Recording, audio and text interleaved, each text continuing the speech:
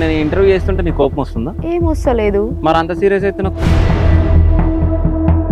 మాటలని పెళ్లికి ముందు లేకుండా పెళ్లి తర్వాత వచ్చినాయి అన్న. ఏంటిది ఇప్పుడు ఇంతగానం ధైర్యంగా మాట్లాడుతున్నా?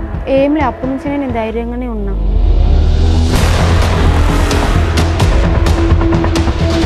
బీఆర్ఎస్ గవర్నమెంట్ బాగుందా కాంగ్రెస్ గవర్నమెంట్ బాగుందా? నాకు బీఆర్ఎస్ బెటర్ అనిపిస్తుంది. మళ్ళీ మొన్న కొల్లాపూర్లో వాటర్ కోసం గొడవ పడుతున్నారు. ఇంకా అర్థమవుతుంది కదన్నా, ఎప్పుడు గొడవ పడలే. నేను చిన్న ఉన్నప్పుడు సిటీలో చారానకు ఒక బిందె ఉంటే నేను మమ్మీ పోయి ఎత్తుకొచ్చేవాళ్ళం. అయితే ఇప్పుడు పరలక పాలిటిక్స్ ఎందుకు వచ్చింది? ఎమ్మెల్యేగా నిలబడి కొన్ని లక్షల రూపాయలు స్వాహా చేసింది బరలెక్క అని చెప్పేసి మాట్లాడుతున్నారు. సో నీకు పైసలు వచ్చినాయి అన్న, ఒక మాట స్వాహా చేసినావు అన్నావు అంటే దొంగతనం చేసినట్టే వస్తుంది నాకు అది. ఓకే,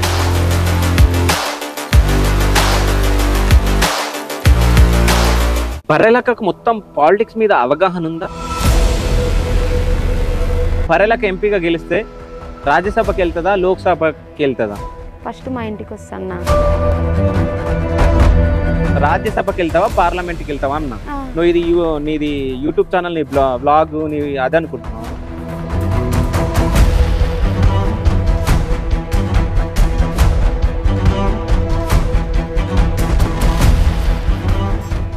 నమస్తే అమ్మా. నమస్తే అన్న. ఎట్లున్నావు అమ్మా?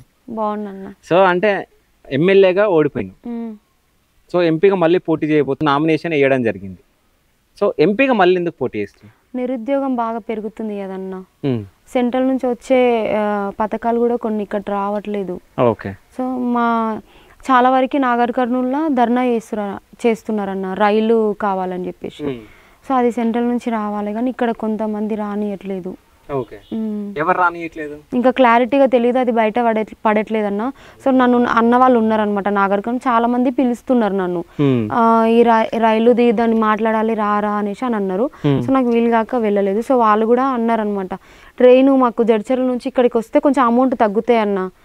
ఇప్పుడు అంటే సరే ఇప్పుడు ఫ్రీ బస్ అనుకో, బాయ్స్కైనా ట్రైన్ ఉంటే మామూలుగా ఎంతో తిరగవచ్చు 10 రూపీస్తోనా.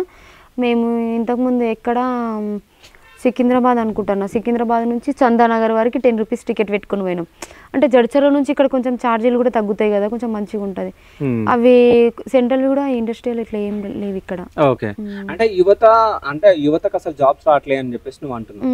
సో ఇంతకు ముందు బీఆర్ఎస్ ప్రభుత్వం ఉన్నప్పుడు నువ్వు ఎమ్మెల్యేగా పోటీ చేసినావు, ఇప్పుడు కాంగ్రెస్ ప్రభుత్వం ఉంది, నువ్వు ఎంపీగా పోటీ చేస్తున్నావు. సో బీఆర్ఎస్ గవర్నమెంట్ బాగుందా కాంగ్రెస్ గవర్నమెంట్ బాగుందా?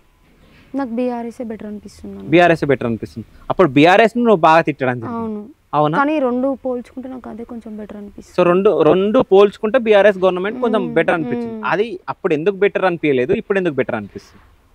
ఇప్పుడు కొన్ని రోజులు తీపి తిన్నాం అనుకో చేదవుతుంది. ఓకే. సో అప్పుడు సరే ఆ టైంలో ఇంకా కొంచెం బాగుండేమో, ఇంకా బాగుండే.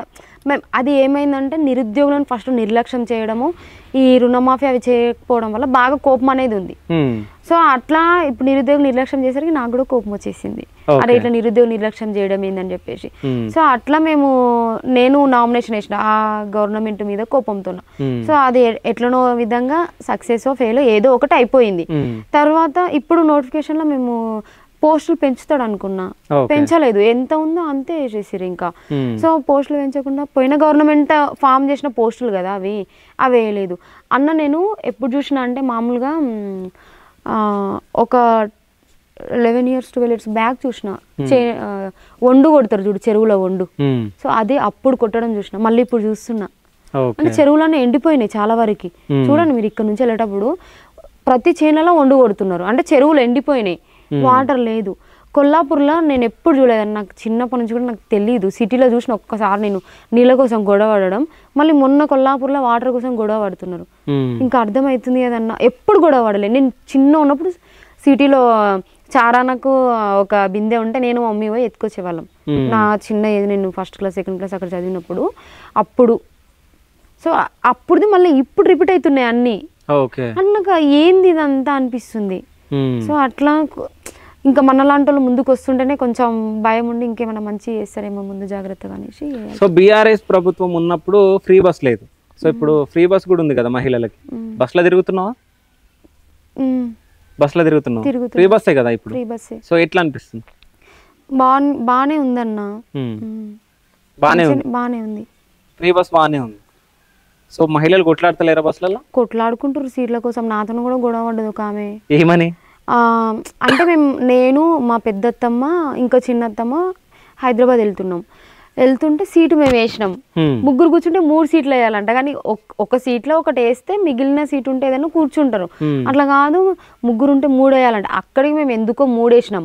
ఒకటి వాటర్ బాటిల్, కర్చీఫ్, బ్యాగ్ వేసేసినాం. లేదు అనేసి ఆ రోజు నాకు ఆమెకు పెద్ద గొడవనే అయింది. నాకు భయం అవుతుంది, వీడియోలు తీసి సోషల్ మీడియా వెళ్తే బర్లాక కొట్లాడుతుంది అనేసి ఇంగేడేసుకుంటారు అని. అసలు మస్తు గొడవ అయింది. నా ముందు కూడా గొడవ అయింది, కొట్టుకునేంత వరకు అయింది. కానీ ఇంకా ఆమె ఎందుకు ఇవన్నీ అనేసి సైలెంట్ ఊరుకున్నాం. అయితే ఇప్పుడు బర్రెలక పాలిటిక్స్ ఎందుకు వచ్చింది?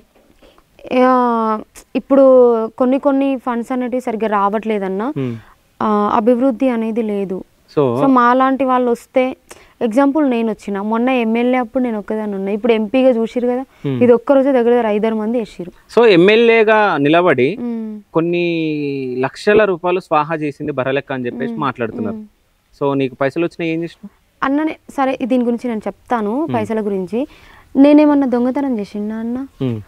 చేసిండు ఏమన్నా దొంగతనం? జనాలు పైసలు వేసారు కదా నీకు, అది దొంగతనంగా చేసిందా లేకపోతే వాళ్ళు ఇష్టపూర్వకంగా చేసి? అవును, వాళ్ళు ఇష్టపూర్వకంగా చేస్తా. నువ్వు ఏం చేసినావు చెప్పాలి కదా వాళ్ళకి. చెప్తాన్నా ఒక మాట. స్వాహా చేసినావు అన్నావు అంటే అది దొంగతనం చేసినట్టే వస్తుంది నాకు అది. ఓకే, ఇప్పుడు నేను దొంగతనం చేసిన, వాళ్ళు ఇష్టపూర్వకంగా వాళ్ళు దొంగతనం వేరు, స్వాహా వేరు. స్వాహా అంటే నువ్వు తినడం స్వాహా అంటారు. మా సైడ్ మాయం చేసేయడం అని, తెలియకుండా అంటే మోసం చేసి మాయం చేసి. సరే, ఏదో ఒకటి. వచ్చిన పైసలు ఏం చేసినావు? వచ్చిన పైసలు మొత్తము నేను 13 lakhs దగ్గర ఎలక్షన్ లో ఖర్చు అయింది. సో కొంచెం చదువు కోసం అని అకౌంట్ లో దాచిపెట్టుకున్నా. సో ఇంకా తర్వాత కొంచెం హెల్ప్ చేసిన మనుషులకి. సో అట్లా కొంచెం అమౌంట్ అయిపోయింది. ఓకే, బర్రెలక్కకు మొత్తం పాలిటిక్స్ మీద అవగాహన ఉందా? పూర్తిగా లేదు, అప్పుడే తెలియదు కదన్న. కొంచెం తెలుసుకుంటున్నా. ఇప్పటికి కొంచెం తెలుసుకున్నా, బెటరే. ఎమ్మెల్యే కంటే ఎంపీ అప్పటికి కొంచెం బెటర్. ఓకే, అంటే ఎమ్మెల్యే అప్పుడు ఏం తెలియలే, ఎంపీ అప్పుడు ఏం తెలిసింది? ఎమ్మెల్యే అప్పుడు ఈ మామూలుగా కొన్ని ఇట్లుంటాయి ఫండ్స్ కానీ, అంటే ఎమ్మెల్యేగా నిలబడితే శాలరీ ఒకటే వస్తుంది, ఫండ్స్ అభివృద్ధి అదంతా అప్పుడు తెలియదు. తర్వాత కొంచెం మంది అన్నవాళ్ళు, ఇప్పుడు పాలిటిక్స్లో ఎప్పటి నుంచో ఉన్న అన్నవాళ్ళు ఉన్నారు. సో వాళ్ళు చెప్పారనమాట. మెల్లిమెల్లిగా కొంచెం తెలుసుకున్నా అవి. ఓకే, సో అంటే నువ్వు ఏమేమి కష్టాలు పడ్డావు ప్రచారంలో ఎమ్మెల్యేగా పోటీ చేసినప్పుడు? ఆడ మెయిన్ కొంతమంది గొడవలు పడ్డారు, టీం కూడా ఫామ్ అయ్యారన్న. ఆ విషయం నాకు వెనకల జరిగినా నాకు తెలియదు. కొంతమంది టీమ్ ఏ, టీమ్ బి, టీమ్ సి ఉంది అనుకున్నా. టీమ్ ఏ వచ్చి నాకు ఇట్లా చెయ్యి అని చెప్తున్నారు. సో వాళ్ళ మాట వింటే team B, team C feel అవుతున్నారు. సో బి మాట వింటే ఏసీ అట్లా ఫీల్ అవుతున్నారు. వాళ్ళందరు ఫీల్ అయ్యి నన్ను ఆగం చేసిరు మధ్యలో.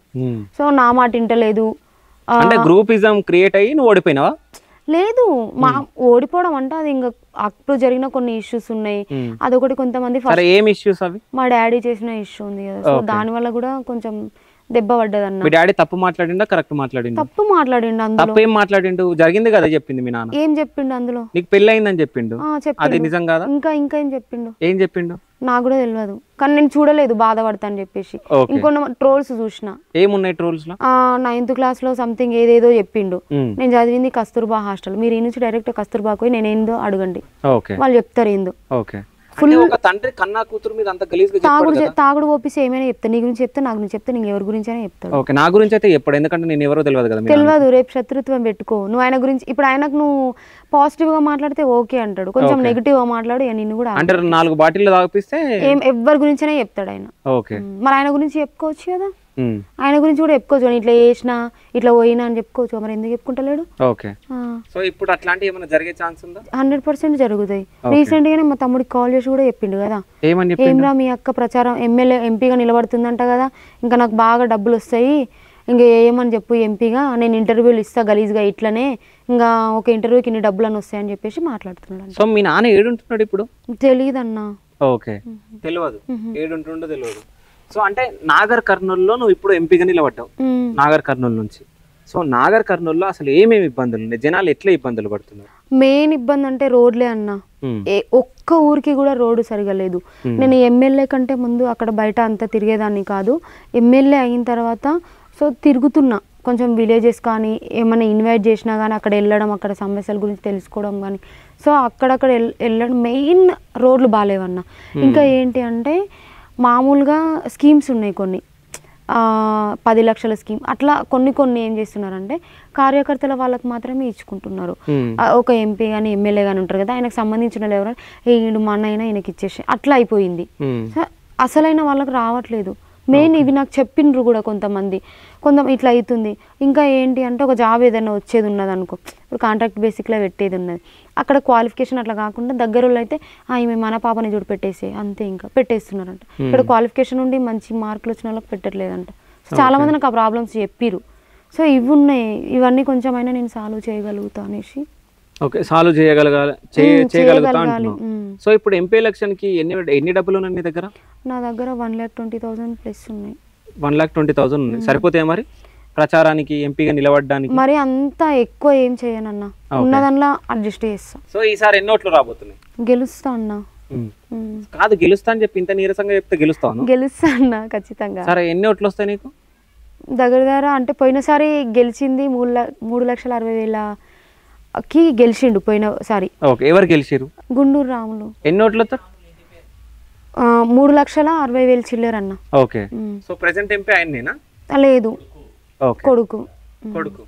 ప్రెసెంట్ ఎంపీ ఎవరు? ఇప్పుడు నిలబడ్డాడు, భరత్ అన్న అని చెప్పేసి నిలబడ్డాడు. ఆయన నిలబడ్డాడు. వాళ్ళని ఢీ కొట్టి నువ్వు గెలవబోతున్నావు. ఎన్ని ఓట్లు, ఎంత మెజారిటీ వస్తుంది? మెజార్టీ అంటే ఒక 50, ఒక్క ఓటు వచ్చిన మెజార్టీ కదన్నా. అదే నీకు 10,000 ప్లేస్ వచ్చిన 10,000 వస్తాయి అనుకుంటున్నా. 10,000 వస్తాయి అనుకుంటున్నావు? 10,000 మెజారిటీ అంటున్నా. మెజారిటీ 10,000 వస్తాయి అనుకుంటున్నా. 10,000 ప్లస్ ఇంకెంత? సో లాస్ట్ టైం ఎమ్మెల్యే ఎలక్షన్లకి 5,000 ఓట్లు వచ్చినాయి నీకు. ఇప్పుడు ఎంపీ ఎలక్షన్లకు 10,000 వస్తాయేమో అనుకోవచ్చు. 10,000 మెజారిటీ తోటి గెలుస్తాను. ఇప్పుడు నీ కాన్స్టిట్యున్సీలో అంటే నాగర్ కర్నూలు ఎంపీ కాన్స్టిట్యున్సీలో ఎన్ని లక్షల ఓట్లు ఉన్నాయి? 14,50,000 ఉన్నాయన్న ఓట్లు. జనాభా వచ్చేసి 17 లక్షల పైన ఉన్నారు. ఓకే, ఓన్లీ కాన్స్టిట్యున్సీలో 17 లక్షల పైన జనాలు ఉన్నారు. సో దాంట్లో 14 లక్షల మందికి ఓట్లు ఉన్నాయి. సో అందులో నీకు ఎంత మెజారిటీ వస్తుంది? 10,000 మెజారిటీ వస్తుంది. సో 10,000 ఓట్లు వస్తున్నాయని నేను అనుకుంటున్నా. నువ్వేమంటావు? 10,000 మెజారిటీతోనే గెలుస్తా అనుకుంటున్నావు. ఎన్ని రాష్ట్రాలు ఉన్నాయి మనకు భారతదేశంలో? 28. 28 ఏమో కేంద్రపాలిత ప్రాంతాలు ఉన్నాయి. కరెక్టా? సో ఎంపీ అంటే ఏంది? Member of parliament. ఎమ్మెల్యే అంటే ఏంది? Member of legislative assembly. కరెక్టా? కొంచెం నత్తి వస్తుంది అన్న. Okay, so member of legislative assembly. ఇప్పుడు ఎంపీగా గెలిస్తే, బరెలకు ఎంపీగా గెలిస్తే రాజ్యసభకి వెళ్తుందా, లోక్సభకి వెళ్తుందా? ఫస్ట్ మా ఇంటికి వస్తాను, వచ్చి మా వాళ్ళతో హ్యాపీనెస్ పంచుకొని అది చేస్తారు కదా ప్రమాణ స్వీకారం. ఏం చేస్తారు అది? ప్రమాణ స్వీకారం ఏడ చేస్తారు? లోక్సభలో. మీ ఇంట్లో చేస్తావా? లేదు, లోక్సభ. నేను ఏం క్వశ్చన్ అడిగినా రాజ్యసభకి వెళ్తావా పార్లమెంట్కి వెళ్తావా అన్న. నువ్వు నీది యూట్యూబ్ ఛానల్, నీ బ్లాగ్ అదే అనుకుంటున్నాను. ఏమనుకోలేదు. నేను క్వశ్చన్ అడిగినప్పుడు మా ఇంటికి పోతానంటే మరి ఇంటనే ఉండు. మరి ఎంపీగా ఎందుకు పోటీ చేస్తావు? లేదు, ఫస్ట్ గెలిచిన తర్వాత డైరెక్ట్ ఆడికి వెళ్ళరు కదా అన్న. ఇప్పుడు నేను అడిగిన క్వశ్చన్ ఏంది? నువ్వు ఎంపీగా గెలిస్తే రాజ్యసభకి వెళ్తావా, లోక్సభకి వెళ్తావా అని అన్నా. నీ ఆన్సర్ ఏంది? లోక్సభకి వెళ్తా. సో రాజ్యసభకి ఎందుకు వెళ్ళు? అది నామినేటెడ్ పోస్ట్ వాళ్ళు వెళ్తారు, నామినేట్ ఎంపీ వాళ్ళు వెళ్తారు, అది పెద్దల సభ. ఓకే, సో రాజ్యసభకి అంటే ఓన్లీ పెద్దలు వెళ్తారా? అంటే లోక్సభకి పెద్దలు రారా? ఎందుకన్నా ఇట్లాంటి పిచ్చి క్వశ్చన్స్ అడుగుతావు? పిచ్చి క్వశ్చన్లు ఏంది? నీకు తెలుసో తెలియదో అని అడగాలి కదా. తెలిస్తే ఇవి అడుగుతారు అన్న. నన్ను అడుగుతారు, ఇంకే పెద్దలను కూడా అడగొచ్చు కదా. అందరిని అడుగుతాం, నిన్ను ఒక్కమని ఎందుకు అడుగుతాం? నన్నే టార్గెట్ చేసి అడిగినట్టుంది మీరు. ఏదో ఏమంటారు, శపథం పూనినట్టుంది. ఓకే, సో నేను ఇప్పుడు ఏమైనా క్వశ్చన్లో రాసుకొని వచ్చినా? ఏమో మరి, నీకే తెలియాలి. నీకు తెలుస్తుంది కదా, నేను నార్మల్ గా అడుగుతున్నా. మైండ్ లో ఫీడ్ చేసుకున్నావేమో ముందే అడగాలని చెప్పేసి. ఓకే, మైండ్ లో ఫీడ్ చేసుకున్నా నేను, అంతే. సో నాగర్ కర్నూలు నుంచి నువ్వు పోటీ చేయబోతున్నావు. సో నాగర్ కర్నూలు ఎంపీ కాన్స్టిట్యున్సీలో ఎన్ని అసెంబ్లీ కాన్స్టిట్యున్సీలు ఉన్నాయి? 7 అన్న. ఒక 3 చెప్పు. కొల్లాపూర్, నాగర్ కర్నూలు, అచ్చంపేట్. ఓకే, ఇంకా 4 ఏమున్నాయి? కల్వకుర్తి, జోగులాంబ గద్వాల్, అల్లంపూర్, వనపర్తి. ఓకే, సో ఇంకా ఎన్ని ఉన్నాయి మొత్తం? 7 ఉన్నాయి. 7 ఉన్నాయి మొత్తం. సో ఇవన్నీ వెంకటేష్ నేర్పించిందా? ఆయన ఎందుకు నేర్పిస్తా, నేను చదువుకునేనా, నాకు తెలియదా? ఓకే, ఏం చదువుకున్నాను? డిగ్రీ అయిపోయింది. ఓకే, డిగ్రీ అయిపోయింది. డిగ్రీ తర్వాత జాబ్ రాసిన. ఎన్ని జాబ్లు రాసిన గవర్నమెంట్? గ్రూప్ 1 రాసిన, గ్రూప్ 2 రాసిన. ఓకే. అవి అంటే పోస్ట్ పోన్ అయినాయి కదా ఎగ్జామ్స్. గ్రూప్ 1 రాసిన, మళ్ళీ సెకండ్ టైం కూడా రాసిన కానీ అది లీకేజ్ అయిందని చెప్పేసి అన్నారు. గ్రూప్ 4 రాసిన, ఎస్ఐ కానిస్టేబుల్ రాసిన. ఓకే, ఒక 4-5 ఎగ్జామ్లు రాసిన. జాబ్ రాలేదు. జాబ్ ఎందుకు రాలేదు? నువ్వు చదువుకోక రాలేదా, వాళ్ళు జాబ్ ఇవ్వలేరా? చదివినన్నా అప్పుడు నాకు ఎక్కువ డిపార్ట్మెంట్ జాబ్ మీద ఇంట్రెస్ట్ ఉండే. మిగతా అప్లై చేసినా కానీ దీంట్లో మీద ఇవి కొట్టుకోవాలని ఎక్కువ ఇంట్రెస్ట్ ఉండే. సో కరెక్ట్ టైంలో కేసు పెట్టేసిండ్రు. ఇంకా ఇక్కడ తిరుగుడు అక్కడ తిరుగుడు, ఈ మైండ్ అప్సెట్. ఇంకా ఏమని చెప్పారంటే కేసు అయింది కదా ఇంకా నీకు జాబ్ రాదనేసి. అప్పుడు కేసు గురించి నాకు అంత తెలియదు. ఫస్ట్ ఈ కేసులో అవుతుంది, ఇట్లా ఉంటుంది, ఇట్లా కొట్టేపించుకుంటారు, ఏం కాదు, ఒకవేళ జాబ్ వచ్చినా దాన్ని పక్కకు పెడతారు, నువ్వు కేసు కొట్టేపించుకున్నాక మళ్ళీ ఉంటుంది, ఇవన్నీ నాకు తెలియదు. నా మైండ్లో ఒకటే చెప్పారు, నీ మీద కేసు అయింది, జాబ్ రాదు, ఇంకా చదవకు, వేస్ట్ నువ్వు, అట్లా చెప్పేసిరు. ఇంకా నాకు ఇంత చదివి జాబ్ రాదేమో, ఇంటికి ఏమో ఒక పెట్టుకుని, ఈ అప్సెట్ లో కూడా నేను జాబ్ కొట్టలేక చదివి. సరే, ఈ జాబ్ కొట్టలేవు అని చెప్పేసి నేను ఎందుకు క్వశ్చన్ అడిగిన అంటే, రీసెంట్ గా నువ్వు ఒక దగ్గరికి వెళ్తే అక్కడ నిన్ను ఒక క్వశ్చన్ అడగడం జరిగింది. ఆ క్వశ్చన్ కి నువ్వు ఆన్సర్ చేయకుండా వెళ్ళిపోవడం జరిగింది. సో అప్పుడు కింద కామెంట్ పెట్టడం జరిగింది, అవన్నీ తెలిస్తే గవర్నమెంట్ జాబే వస్తుండే కదా, ఇట్లెందుకు అసెంబ్లీలో పోటీలు వేస్తుంది అని చెప్పేసి అనడం జరిగింది. దానికి ఏం సమాధానం ఉంది నీ దగ్గర? సరే అన్న, ఇవన్నిటికీ ఆన్సర్ ఉన్న మళ్ళీ నామినేషన్ వేయచ్చు కదా అన్న. ఇప్పుడు ఒక మాట, నాకు ఏం తెలియకుండానే నాకు అంత తెలియలేని దద్దమని అంటారు, ఏమనుకుంటారు నాకు తెలియదు. మరి నేను ఇంత ధైర్యం నిలబడ్డా. సో వాళ్ళకి అంతా తెలుసు, సముద్రం అంతా చదువు తెలుసు, మళ్ళీ వాళ్ళు వేయొచ్చు కదా, ఎందుకు వేస్తలేరు? మరి వేసిన వాళ్ళకేమో సపోర్ట్ చేయరన్నా, ఇంకా వాళ్ళేమో వేయరు. వేసిన వాళ్ళకేమో ఇట్లాంటి వెనకాల కత్తిపోట్లు అవి ఇవి ఏమేమో వేస్తుంటారు. ఇక కత్తిపోట్లు ఎవరు ఓడిచారు? ఇంకా మాటలతోనే ఓడుస్తారు. ఇంకా కత్తిపోటు అయితే ఒకసారి వస్తా కదా, అందుకే మాటలతోనే ఓడిచి కూడా చంపుతారు. ఓకే, ఇప్పుడు నేను ఇంటర్వ్యూ చేస్తుంటే నీ కోపం వస్తుందా? ఏం వస్తలేదు. మరి అంత సీరియస్ అయితే కత్తిపోట్లు సీరియస్ గా అడుగుతున్నావు కాబట్టి నేను సీరియస్ చెప్తాను. అవును, నువ్వు ఎంపీగా పోటీ చేస్తున్నావు కాబట్టి సీరియస్ అడుగుతున్నా. నీకు ఏం తెలుసు అసలు ఎంపీకి ఎందుకు పోటీ చేస్తున్నావు? అందుకే నేను కూడా సీరియస్ గానే ఆన్సర్. మీరు సీరియస్ అడిగితే నేను నవ్వుకుంటే చెప్తే బాగుండదు కదన్నా. ఓకే, అందుకే సీరియస్ చెప్తున్నా. సో ఈ మాటలని పెళ్లికి ముందు లేకుండా పెళ్లి తర్వాత వచ్చినాయి అన్నమాట. ఏంటివి? ఇప్పుడు ఇంతగానం ధైర్యంగా మాట్లాడుతున్నావు? ఏం లే, అప్పటి నుంచే నేను ధైర్యంగానే ఉన్నా. ఓకే, సో ఏ పొలిటికల్ లీడర్ నీకు సపోర్ట్ ఉన్నాడు? నువ్వు నిలబడడానికి ఏ పార్టీ నీకు సపోర్ట్ చేస్తుంది? ఏ పార్టీ చేయట్లేదు. నిజం చెప్పు. నిజంగా చేయట్లేదు. లాస్ట్ టైం నీకు ప్యాకేజ్ ఇచ్చిరంట. ఎవరు ఇచ్చిరంట? నీకే తెలియాలి. ఇచ్చిరని తెలుస్తుంది కదా. ఇచ్చిరంట అన్న, ఇచ్చిరా లేదా నువ్వు చెప్పాలి. ఇచ్చిరంట అన్నావు, అది ఎట్లా అనిపించింది మీకు? ఎవరైనా చెప్పిరా? ఎవరైనా చెప్పిరా మీకు? మాకు వినిపించిన ఇట్లా ఇచ్చిరంట. ఎందుకు ఇస్తారన్న? నాకు ప్యాకేజ్ ఎందుకు ఇస్తారు అసలు? ఓకే, ఎవ్వరు ఇవ్వలే ప్యాకేజ్. ఓట్లు చీలుస్తున్నావు అంట కదా. లాస్ట్ టైం జూపల్లి అంటే కొల్లాపూర్లో జూపల్లి గారు గెలవడానికి కారణం నువ్వేనంట, నిజమేనా? నాకు తెలియదు అన్న, తెలియదు మరి నాకు. ఓకే, ఎన్ని వేల ఓట్లు వచ్చినాయి? 5,000 ఓట్లు వచ్చినాయి.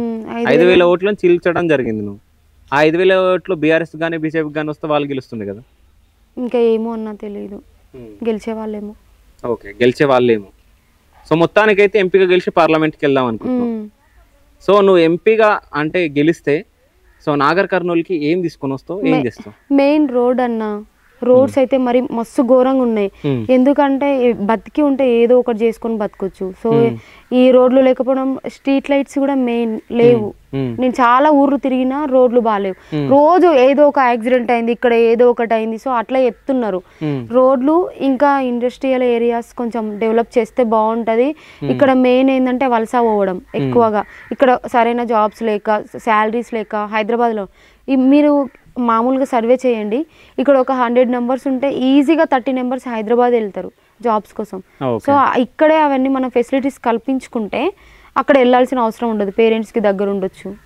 కాబట్టి ఇండస్ట్రియల్ ఏరియాస్ అట్లా. సరే, గవర్నమెంట్ జాబ్ అందరికి ఇవ్వకపోవచ్చు, ప్రైవేట్లోనైనా చదువుకున్న చదువుకు తగ్గట్టుగా. సో శాలరీ ఒక మంచి శాలరీ ఇచ్చేటట్టు దూరం పోయి ఎక్కడనో బతికి వదిలి ఇక్కడనే డెవలప్ చేస్తే అయిపోతుంది కదా. సో అట్లా చిన్న చిన్న ఆలోచన. సరే, నువ్వు యాజ్ ఏ యూత్ గా నువ్వు పోటీ చేస్తున్నావు కాబట్టి నీకు సపోర్ట్ చేయాలని చెప్పేసి యాజ్ ఏ యూత్ గా నేను కూడా అనుకుంటా. సో ఫైనల్ గా కొంతమంది లీడర్ల పేర్లు చెప్తా, వాళ్ళ గురించి వాటిలో చెప్పు. మోడీ గారు చాలా మంచి వ్యక్తి అన్న. సో ఇంతకుముందు బాంబు దాడులు అవి ఇవి అని చాలా జరిగేటివి. సో ఈయన వచ్చినాక ఏం జరగలేదు. ఇక్కడ రావాలంటే కూడా బయట దేశాల వాళ్ళు భయపడతారు. కేసీఆర్ మంచి, ఆయన కూడా మంచి వ్యక్తి. కొంచెం నిర్లక్ష్యం చేయడం వల్ల ఓటమి పాలవ్వాలి. కేటీఆర్ చాలా తెలివైన వ్యక్తి. చంద్రబాబు నాయుడు, పవన్ కళ్యాణ్ ధైర్యవంతుడు అన్న. ఆయనను చూసి నేర్చుకోవాలి ఏమైనా, ఎందుకంటే ఓడిపోయినా కానీ మళ్ళీ మళ్ళీ ప్రయత్నిస్తూనే ఉంటాడు. జగన్ కొంచెం. సోనియా గాంధీ, ఇందిరాగాంధీ వల్ల కోడలు. రాహుల్ గాంధీ కాంగ్రెస్కి వెళ్ళి ప్రధాని అవుదాం అనుకుంటున్నాడు. కవితక్క, తెలంగాణ బతుకమ్మ. జూపల్లి కృష్ణారావు, మంచి వ్యక్తి. ఇప్పుడు కాంగ్రెస్ నుంచి నాగర్ కర్నూలు ఎంపీగా పోటీ చేస్తున్న మల్లు రవి గారు. సార్ గురించి అయితే నాకు అంత తెలీదు. ఇంతకుముందు ఎమ్మెల్యేగా పోటీ చేసిండే. ఓకే. సో ఈసారి ఎంపీగా చేస్తున్నాడు. అంతకుముందు ఎప్పుడు చూడలేదు నేను. సో ఫస్ట్ టైం అయితే చూస్తున్నా. సో శిరీష బరెలక్క, కోపం ఎక్కువ. సో ఏదైనా కానీ మనసులో దాచుకోకుండా, అది మంచి అయినా చెడైనా ఏదైనా సరే స్ట్రేట్ ఫార్వర్డ్గా బయటకు అనేస్తా. Okay. So thank you so much అమ్మ. సో ఫైనల్గా నాగర్ కర్నూలు కాన్స్టిట్యున్సీ ప్రజలకి నీకు ఎందుకు ఓటేయాలంటే ఏమని చెప్తాను? నేను అభివృద్ధి చేద్దామని చెప్పే కాన్సెప్ట్తోనే వచ్చిన. ఫస్ట్ నేను చేయాలనుకుంటున్నది కూడా అభివృద్ధి మాత్రమే, వెనకాల ఆస్తులు వేసుకోవాలని కాదు. ఇంకా నాలాగే ఇండిపెండెంట్ అభ్యర్థులు చాలా మంది నిలబడ్డారన్న. పైనుంచి కిందికి ఒక్కసారి లిస్ట్ చూడండి, అఫిడవిట్ డౌన్లోడ్ చేసుకోండి. ఎవరైతే నిరుపేదలు ఉన్నారో, నిరుపేద ఫ్యామిలీలు ఉంటారన్న, వాళ్ళకి అన్నీ తెలుసు. కష్టాలు ఎట్లుంటాయి, బాధలు ఎట్లుంటాయి, అన్నీ అనుభవించిన వాళ్ళు కాబట్టి వాళ్ళలాగా అనుభవించకూడదని చెప్పేసే ఉంటారు ఎవరైనా ముందుకు వచ్చింది. అందుకే ఆస్తులు కూడేసుకునే వాళ్ళకి కాకుండా మీకు అండదండగా ఉండే వాళ్ళకు ఓటేయండి. మీకు అండదండగా నేను ఉంటానని చెప్పుకుంటున్నా. ఓకే. కాబట్టి నాకు ఓటేసి గెలిపించి. So thank you so much అమ్మ. థ్యాంక్ యూ అన్న.